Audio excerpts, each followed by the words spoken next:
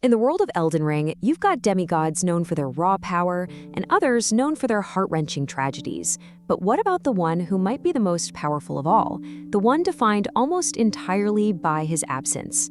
Today, we're going to pull back the curtain on Miquella the Unalloyed. He's a character whose influence is felt absolutely everywhere, even though we never actually meet him. So, let's get into it. Okay, let me ask you something. When I say most powerful demigod, who do you think of? I bet your mind probably jumps to Starscourge Radahn holding back the very stars, or maybe the undefeated blade of Miquella herself, Malenia. And yeah, those are good answers, but the lore, it points to someone else, someone far more fearsome. What if the most terrifying demigod isn't one you can fight with a sword? What if their power isn't about brute strength at all, but about the chilling ability to literally bend the will of anyone and everyone to their own? Well, that demigod is Miquella.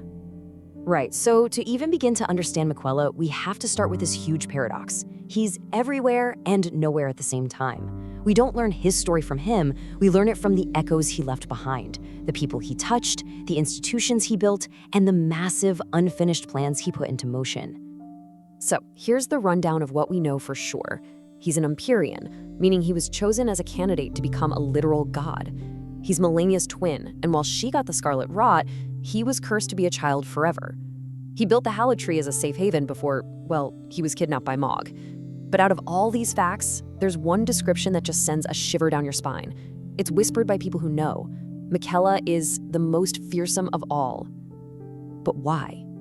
That's the real mystery we're here to solve.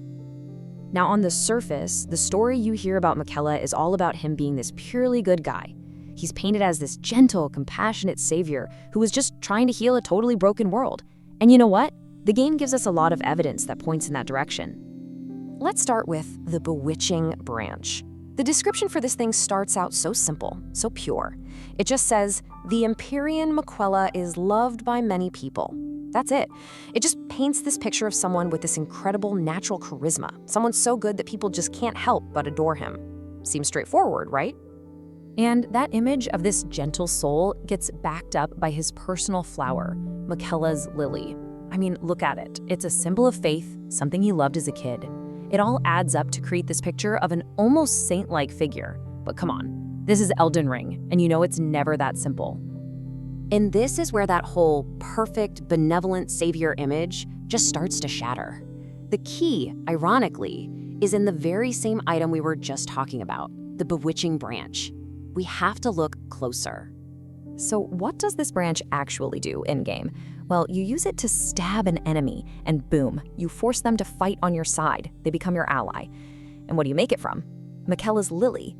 The power to control, to completely dominate someone's will, comes directly from the symbol of his innocence, his flower.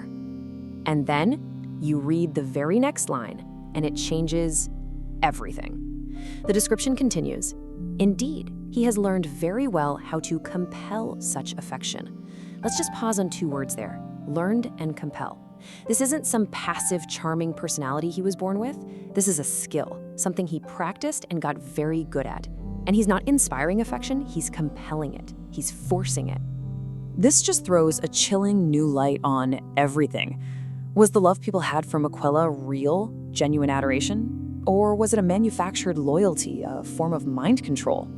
The item description points straight to the latter. And once you realize that, you have to question everything. His followers, the soldiers of the Haligtree, even his own twin sister Malenia. Was any of it real? Was she devoted by choice or by his design? Okay, so a power like that, a power to compel loyalty, you don't just have that for no reason. It was a tool, a necessary weapon for a much, much bigger plan. Miquella had a grand design, and it was born from this deep, desperate need to fix the absolutely cursed world his family had created. His methods might be terrifying, but, you know, his motives are almost tragic. I mean, just look at his to-do list. This is nothing short of revolutionary. He wanted to cure his sister's incurable disease. He wanted to break his own curse of eternal childhood. He wanted to fix the world's original sin, the death of Godwyn. And his master plan to do it all was to create a whole new order based on something called Unalloyed Gold, a substance that could resist the influence of the meddling outer gods. And we see this focus on healing the past pop up in items like the Golden Epitaph.